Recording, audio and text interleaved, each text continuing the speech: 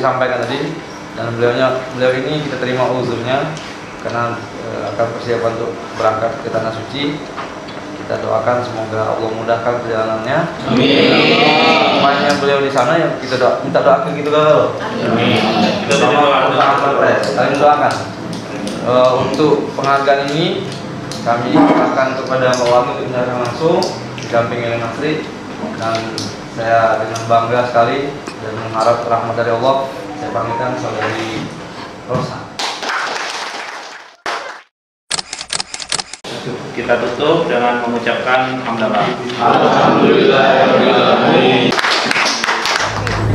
Bismillahirrahmanirrahim. Di tahun 2024, Palembang Express, palpres.com akan terus tumbuh, maju, berkembang, dan semakin solid untuk menuju 2024 lebih jaya.